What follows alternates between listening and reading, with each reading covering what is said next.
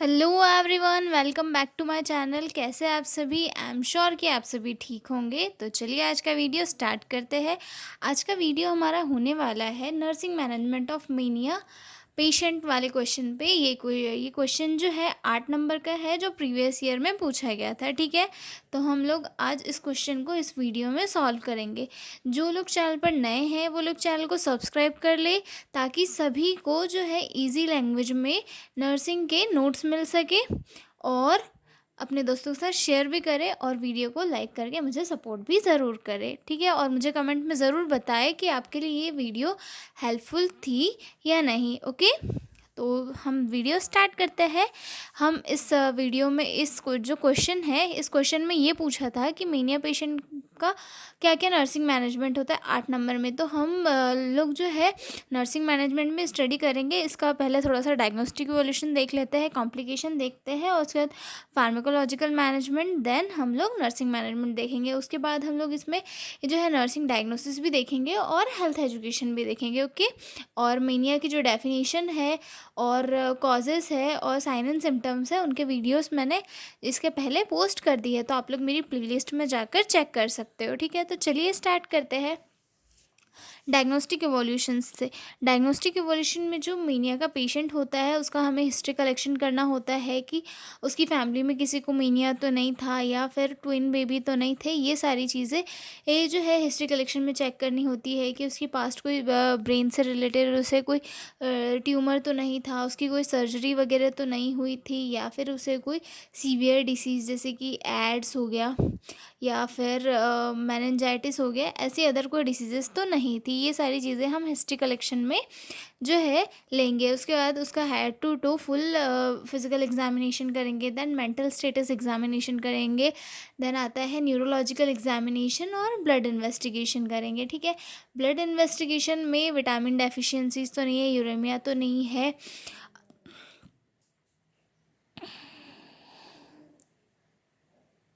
उसके बाद electrolyte imbalance तो नहीं है। ये सारी चीज़ें जो है हम लोग चेक करेंगे डायग्नोस्टिक इवोल्यूशंस में। ठीक है, अब मीनिया के क्या क्या कॉम्प्लिकेशंस हो सकते हैं। तो मीनिया के कॉम्प्लिकेशन में एंजाइटी हो सकता है, ओवरवेट और ओबेसिटी हो सकता है, सुसाइडल थॉट्स हो सकते हैं, सब्सटेंस एब्यूज़ जैसे कि ड्रग्स हो गया, अल्कोहल हो गया, स्मोकिंग हो गया, टबैको हो गया, ये सारी चीज़ें हो सकती है। और जो मीनिया वाला पेशेंट है उसकी रिलेशनशिप में प्रॉब्लम कॉज हो सकती है। तो ये सारे जो है इसके कॉम्प्लिकेशन आ जाते हैं। अब हम लोग आ जाते हैं फार्माकोलॉजिकल मैनेजमेंट पे। फार्माकोलॉजिकल मैनेजमेंट में जो है अ, इसमें मेनिया वाले पेशेंट को मूड स्विंग और ओवर एक्टिविटी को कम करने के लिए जो है मेडिसिन दी जाती है। ठीक है, doctors prescribe medicine to control the mood swings, over activity and restlessness seen in mania. These medicine help to calm the brain and stabilise mood. मतलब जो मेडिसिन मेनिया के पेशेंट को दी जाती है उससे जो पेशेंट का माइंड है वो थोड़ा स्टेबल हो जाता है, और जो उसकी हाइपर एक्टिविटीज़ है वो भी कुछ हद तक कम हो जाती है। तो कौन कौन सी मेडिसिन दी जाती है हम ये देखते हैं।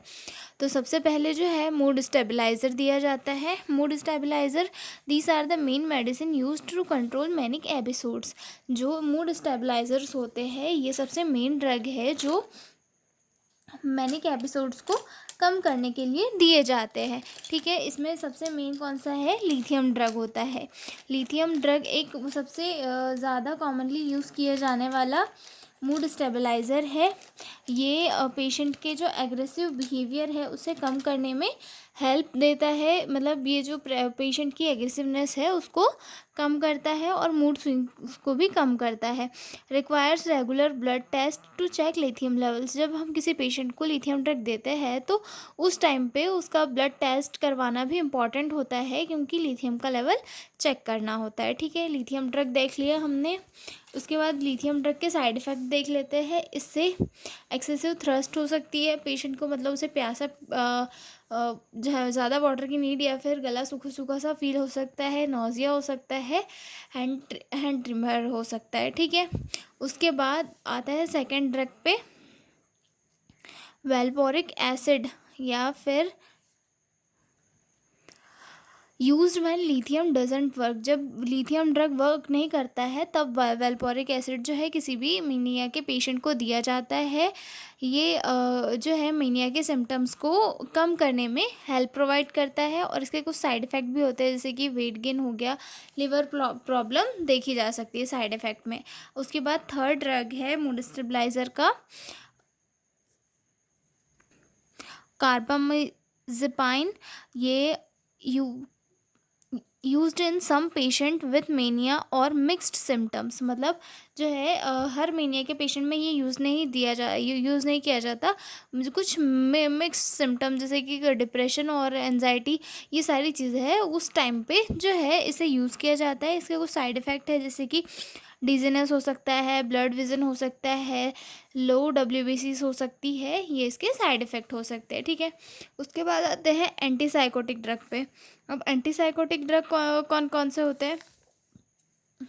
वो ड्रग जो हेलुसिनेशन, डेल्यूजन और ओवर एक्टिव बिहेवियर जो होता है किसी भी पेशेंट का, उसे कम करने के लिए यूज़ किए जाते हैं एंटीसाइकोटिक ड्रग। ठीक है, अब और एंटीसाइकोटिक ड्रग जो है एकदम सीवियर सिचुएशन पे दिए जाते हैं। ठीक है, इनमें देखे जाते हैं कौन कौन से मेन दिए जाते हैं। कोलिंजापाइन हो गया, रेस्पेरेडोन हो गया, क्यूटियापाइन हो गया, एरिपिप्राजोल हो गया, हेलोपेराडोल हो गया। हेलोपेराडोल जो है इमरजेंसी के सिचुएशन में यूज़ किया जाता है, जब पेशेंट जो है ज़्यादा एग्रेसिव वगैरह हो जाता है तो उस टाइम पे यूज़ किया जाता है। ठीक है, अब antipsychotic drug or when mania is used when mania is severe और विथ साइकोटिक सिम्टम्स, मतलब मेनिया जब सीवियर होता है उस टाइम पे एंटीसाइकोटिक ड्रग जो है यूज़ किए जाते हैं। इनके साइड इफ़ेक्ट देखने के लिए मिल सकते हैं कुछ, जैसे कि स्लीपीनेस हो सकता है, वेट गेन हो सकता है, स्टिफनेस हो सकता है, स्टिफनेस इन मसल्स, मतलब ये सारे जो है साइड इफ़ेक्ट किसी भी पेशेंट में एंटीसाइकोटिक ड्रग देने के बाद देखने के लिए मिल सकते हैं। ठीक है, उसके बाद थर्ड है बेंजोज़ियाज़ेपाइंस। ये शॉर्ट टर्म यूज़ के लिए दिए जाते हैं। This help calm the patient specially if they are too anxious और नॉट स्लीपिंग, मतलब ये शॉर्ट टर्म के लिए यूज़ किए जाते हैं जब पेशेंट जो है ज़्यादा एनेक्शियस हो जाता है या फिर मतलब वो बिल्कुल भी सो नहीं रहा हो, उस टाइम पे है जो है दिया जाता है। इसके कौन से ड्रग है? एक लोराज़ेपाम है और एक क्लोनाज़ेपाम है। ये दो ड्रग इसके मेन है जो दिए जाते हैं। ठीक है, अब अगले देख लेते हैं anti depressant drug. Anti depressant drug जो है बहुत ही कॉशन के साथ किसी भी पेशेंट को दिए जाते हैं। Used only if depression is in present along with mania in bipolar disorder. ये तभी यूज़ किए जाते हैं जब किसी पेशेंट में डिप्रेशन देखा जाता है मेनिया के साथ साथ। ठीक है, always combined with mood stabiliser to avoid triggers manic episodes, मतलब इन्हें जो है अकेला नहीं दिया जाता है, मूड स्टेबलाइज़र के ड्रग के साथ कंबाइन करके दिया जाता है ताकि मैनिक एपिसोड को कंट्रोल में लाया जा सके। ठीक है, तो ये फार्माकोलॉजिकल मैनेजमेंट देख लिया, ये सारे फार्माकोलॉजिकल मैनेजमेंट के अंदर इंक्लूड होंगे। ठीक है, अब हम देखते हैं nursing management of mania patient कि हमें क्या क्या नर्सिंग मैनेजमेंट करने होते हैं। ठीक है, तो मैंने नर्सिंग मैनेजमेंट में कुछ की फीचर्स होते हैं जिनकी लिस्ट बना दी है। मैं इन्हें पहले रीड कर लेती हूँ, फिर हम उन्हें डिटेल में पढ़ेंगे। ठीक है, तो सबसे फर्स्ट है maintain safe environment, then second है provide structured routine, then third है monitor physical health, then fourth आता है manage hyper activity, then fifth आता है प्रमोट स्लीप, देन सिक्स्थ आता है support medication therapy, then seventh आता है मेंटेन कम्युनिकेशन, देन एट्थ आता है provide emotional support, then ninth आता है educate family members, then tenth आता है इनकरेज फॉलोअप केयर। ठीक है, अब हम इन्हें डिटेल में देखते हैं। तो सबसे फर्स्ट है maintain a safe environment. Maintain a safe environment में हमें जो मेनिया वाला पेशेंट होता है, एक तो एक वो हाइपर एक्टिव होता है, ऊपर से उसका जो मूड है कभी भी अग्रेसिव हो सकता है, तो हमें उससे प्रिवेंट करने के लिए एक सेफ़ इन्वायरमेंट को क्रिएट करना होता है जहाँ कि पेशेंट जो है अपने आप को हार्म ना कर सके। ठीक है, कीप द सराउंडिंग्स काम एंड क्वाइट, मतलब अब जो पेशेंट है उसके आसपास का जो इन्वायरमेंट है उसे एक काम रखना होता है और मतलब ऐसा कि पेशेंट जो है एक शांत वातावरण में रह के अपने माइंड को वो पीस दे सके और कोई भी जो ऐसी एक्टिविटीज़ है जिससे कि उसे खुद को नुकसान पहुँचे, वो ऐसी एक्टिविटी ना कर पाए, ठीक है। रिमूव शार्प ऑब्जेक्ट और anything that can harm the patient और अदर्स। पेशेंट के आसपास से ऐसी सारी चीज़ें हटा देना चाहिए जहाँ जो कि पेशेंट को हार्म कर सके, जैसे कि शार्प थिंग्स हो गई या फिर कोई अदर ऑब्जेक्ट हो गया, मेटल थिंग्स हो गई, चाकू हो गया, ये सारी चीज़ें, ठीक है, वहाँ से हटा देना चाहिए ताकि पेशेंट जो है अपने आप को चोट ना पहुँचा पाए, ठीक है। Supervise the patient regularly to prevent accident और वायलेंस। पेशेंट को जो है हमेशा देखते रहना चाहिए ताकि पेशेंट जो है किसी भी टाइप का कोई एक्सीडेंट का शिकार नहीं हो जाए या फिर वायलेंस ना करे, तो इस चीज़ को जो है हमेशा देखते रहना चाहिए, ठीक है। Provide a structured routine. जो मीनिया वाले पेशेंट है उसे एक स्ट्रक्चर्ड रूटीन देना चाहिए ताकि वो उसे फॉलो करके रेगुलर स्लीप ले सके, खाना खा टाइम पे खा सके और अपनी हेल्थ को अच्छा रख सके, ठीक है। Set fix times for eating, sleeping and activities. जो पेशेंट है उसके लिए उसके खाने पीने का टाइम, सोने का टाइम और अदर एक्टिविटी जो भी वो करता है उनका एक फ़िक्स टाइम रूटीन बनाना चाहिए ताकि उनका उसकी जो बॉडी है उसमें ढल जाए और उसके अकॉर्डिंग वो वर्क करे, ठीक है। Limit changes in schedule to avoid confusion and anxiety. मतलब अगर उसका जो शेड्यूल है वो मेंटेन रहेगा तो उसके जो एनजाइटी है उसकी बॉडी में या फिर मैनिक एपिसोड्स है वो भी कम होंगे। Give simple and short instruction to the patient. Patient को जो है बहुत ही शॉर्टली और इजीली इंस्ट्रक्शन देना चाहिए ताकि वो इन इंस्ट्रक्शन को आसानी से समझ पाए। ऐसा नहीं कि हम एकदम उसे लंबे चौड़े दे रहे हैं कि हमें ये नहीं करना है, वो नहीं करना है, तो ये सारी चीज़ें नहीं करनी होती। उसे एकदम नॉर्मल लैंग्वेज में शॉर्ट में जो है इंस्ट्रक्शन देना है ताकि वो अपनी बात को समझ सके और उसको अप्लाई कर सके, ठीक है। थर्ड पॉइंट है monitor physical health. Check vital sign regularly, pulse, BP, temperature. Patient अगर एडमिट है तो उसका वाइटल साइन चेक करना नॉर्मल है, मतलब करना ही चाहिए। Watch for sign of exhaustion, dehydration और वेट लॉस और ड्यू टू ओवर एक्टिविटी। जो पेशेंट है उसका कहीं वेट लॉस तो नहीं हो रहा है, डिहाइड्रेशन तो नहीं हो रहा है उसकी बॉडी में हाइपर एक्टिविटी की वजह से, ये सारी चीज़ें जो है मॉनिटर करना चाहिए। Provide a nutritious diet and fluid frequently. अगर उसकी बॉडी में कोई भी वेट लॉस देखने के लिए मिल रहा है या फिर डिहाइड्रेशन देखने के लिए मिल रहा है तो उसे जो है फ्लूइड जल्दी से प्रोवाइड करना चाहिए, न्यूट्रिशियस डाइट देना चाहिए जिससे कि पेशेंट का जो वो बॉडी का बैलेंस है वो बना रहे और पेशेंट हेल्थी रहे, ठीक है। Manage hyper activity. Encourage the patient to take frequent rest. जो पेशेंट है उसे रेस्ट करने के लिए इनकरेज करना चाहिए ताकि उसकी जो हाइपर एक्टिविटी है वो कम हो। Involve them in non stimulating activities like drawing और वॉकिंग।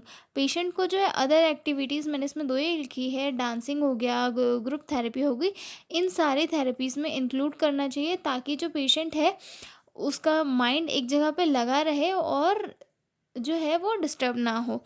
अवॉइड गिविंग कैफीन और स्टिमुलेंट्स लाइक कॉफ़ी और एनर्जी ड्रिंक्स। पेशेंट को जो है कैफ़ीन या फिर अदर कोई भी ऐसा सब्सटेंस नहीं देना चाहिए जिससे कि उसका माइंड जो है उसके असर पड़े, माइंड पे जो है असर पड़े।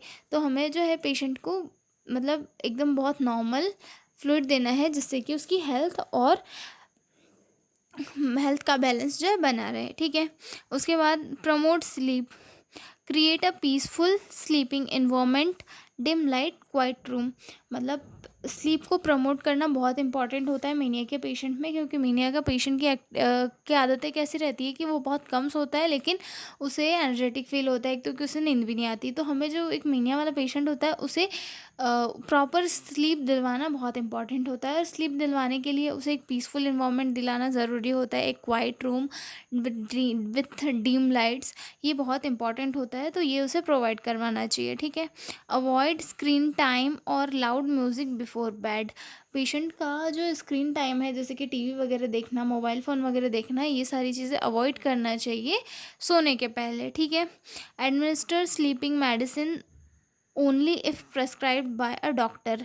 मतलब अगर डॉक्टर के द्वारा स्लीप स्लीपिंग टाइम पे अगर कोई मेडिसिन प्रिस्क्राइब की गई है तो उसे भी उस टाइम पे देना इम्पॉर्टेंट होता है, ठीक है।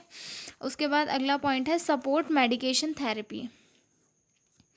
Give prescribed medicine like mood stabiliser और एंटीसाइकोटिक ऑन टाइम। पेशेंट को जो है हर एक मेडिसिन ऑन टाइम देना चाहिए, जैसे कि ये मूड स्टेबलाइज़र हो गया या फिर एंटीसाइकोटिक ड्रग्स हो गए, ठीक है। Observe and report any side effects, trimmers, nausea, etc. मतलब अगर कोई पेशेंट को कोई साइड इफ़ेक्ट अगर हो रहा है किसी ड्रग के, तो उसे ऑब्जर्व करके जो है एक नर्स को, सीनियर डॉक्टर को रिपोर्ट करना चाहिए, या फिर उसका अगर ट्रीटमेंट पॉसिबल है तो वो जल्दी करना चाहिए, ठीक है। Observe and report any side effects, okay. उसके बाद explain the importance of medicine to the patient and family. Family और पेशेंट को जो है मेडिसिन्स का इम्पॉर्टेंट समझाना बहुत इम्पॉर्टेंट होता है, क्योंकि अगर पेशेंट जो है किसी भी मेडिसिन की इम्पोर्टेंस समझ पाएगा तो वो अच्छे से ऑन टाइम मेडिसिन लेगा और चीज़ों को अच्छे से हैंडल करेगा, ठीक है। अगला पॉइंट देखते हैं,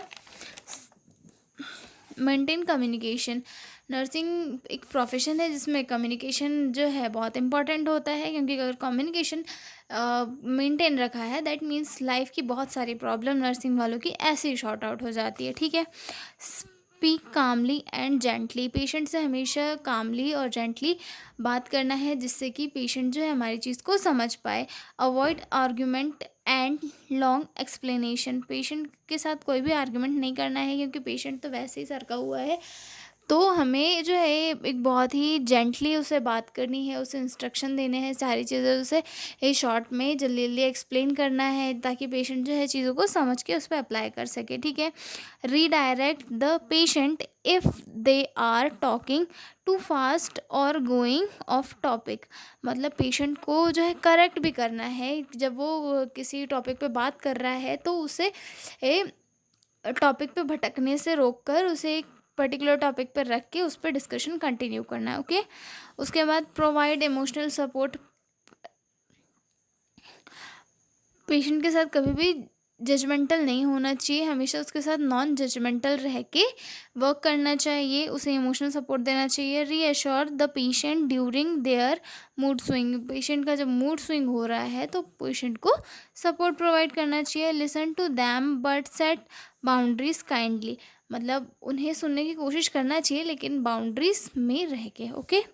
उसके बाद एजुकेट फैमिली मेम्बर्स। मीनिया वाले पेशेंट के फैमिली मेम्बर को एजुकेशन देना बहुत इंपॉर्टेंट होता है, क्योंकि एक टाइम के बाद जो है जब वो हॉस्पिटल से डिस्चार्ज लेकर घर जाएगा तो उसके बाद उसके फैमिली मेम्बर ही उसके साथ रहने वाले हैं। तो फैमिली मेम्बर्स को ये सारी चीज़ें, मीनिया के सिम्टम्स, उसके लिए क्या क्या चीज़ें अप्लाई करनी है, क्या क्या नहीं करनी है, उसका इन्वायरमेंट कैसे रखना है, ये सारी चीज़ें डिटेल में एक्सप्लेन करना चाहिए, ताकि फैमिली मेम्बर उन चीज़ को समझे और पेशेंट के जो हेल्थ स्टेटस है या फिर मेंटल स्टेटस है उसे इम्प्रूव करने में हेल्प कर सके, ठीक है। Teach them how to handle manic behaviour at home. उन्हें जो मैनिक बिहेवियर है उसे घर पे कैसे हैंडल करना है ये चीज़ें बताना है। Encourage them to support the patient emotionally. जो पेशेंट, जो नर्स है उसे फैमिली मेम्बर्स को ये समझाना चाहिए कि वो अपने फैमिली मेम्बर्स है या उनका जो लव्ड वंस पर्सन है जो डिसीज़ से परेशान है, उसे सपोर्ट करना चाहिए और उसे जल्दी से ठीक होने के लिए इनकरेज करना चाहिए, ठीक है। Inform them about warning sign of relapse and when to seek help. मतलब जो पेशेंट की कंडीशन है उसके बारे में नर्स को, फैमिली मेम्बर्स को अच्छे से डिटेल में बता देना चाहिए, ठीक है। Encourage follow up care. Help the patient attend regular checkups and therapy session. जो पेशेंट है उसे रेगुलर फॉलोअप के लिए एजुकेट करना चाहिए कि आप अपने टाइम पे अपना जो एकदम प्रॉपर जो फॉलोअप होता है उसे ले, थेरेपी सेशन मिस ना करें, रेगुलर चेकअप कराए, ठीक है। Motivate them to stick to their treatment plan even after they feel better. मतलब उन्हें इस चीज़ के लिए भी इंस्ट्रक्ट करना है कि अगर आपको ठीक भी लग रहा है फिर भी आप अपना जो ट्रीटमेंट है उसे कंटिन्यू करें, ताकि चीज़ें जो है फिर से आपकी लाइफ में क्रिएट ना होने लगे, ठीक है। तो ये सारी जो थी नर्सिंग रिस्पॉन्सिबिलिटी थी एक मेनिया के पेशेंट के लिए।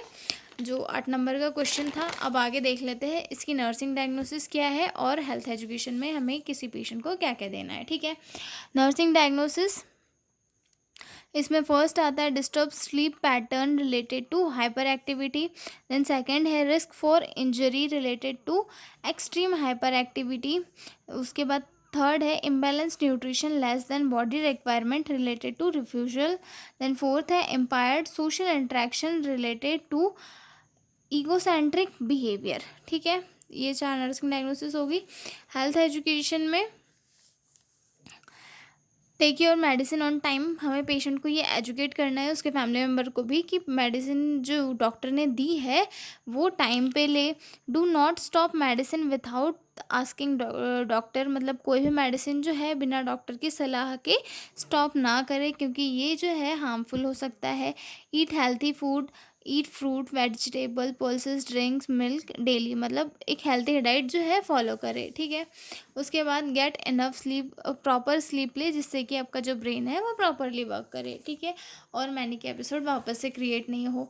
Avoid tea coffee smoking and alcohol, मतलब ऐसी कोई भी चीज़ें यूज़ ना करें जिससे जो आपके ब्रेन पे अफेक्ट पड़े, और इन सारी चीज़ों से क्या होता है ब्रेन की कंडीशन और ज़्यादा ख़राब हो जाती है, तो इन सारी चीज़ों से दूर रहे। Stay calm and avoid stress, मतलब शांत रहे और स्ट्रेस को अवॉइड करे। Follow a daily routine, wake up eat sleep take medicine and fix time at a fix times, मतलब अपना जो डेली रूटीन है उसे फिक्स करे कि आपको कब खाना है, कब सोना है, कब उठना है, कब मेडिसिन लेनी है, ये सारी चीज़ें जो एक ऑन टाइम रखे। ठीक है, talk to someone if you feel unwell, patient को एजुकेट करना है कि अगर आपको ठीक ना लगे कभी तो आप अपने मित्र या फिर अपनी फैमिली मेम्बर से बात करें, जिससे कि आपकी जो ब्रेन की एनजाइटी है वो कम हो। ठीक है, डू लाइट एक्सरसाइज और योगा, मतलब योगा जो है डेली करे, ताकि उससे आपकी हेल्थ अच्छी रहे, और लाइट योगा करे। ठीक है, आई एम श्योर कि आपको मीनिया समझ में आया होगा, और इसका नर्सिंग मैनेजमेंट फार्माकोलॉजिकल मैनेजमेंट जो आज के वीडियो में हमने देखा ये भी आपको समझ में आया होगा। अगर आपको वीडियो अच्छी लगी हो तो आप मुझे प्लीज़ कमेंट करके बताएं, क्योंकि इससे जो है मुझे भी मोटिवेशन मिलता है, मैं भी इंकरेज करती हूँ, आपके कमेंट मुझे भी इंकरेज करते हैं और ज़्यादा अच्छी वीडियो बनाने के लिए। ठीक है, अब हम मिलेंगे अगली वीडियो में एक नए क्वेश्चन के साथ। तब तक के लिए बाय बाय, स्टे ट्यून।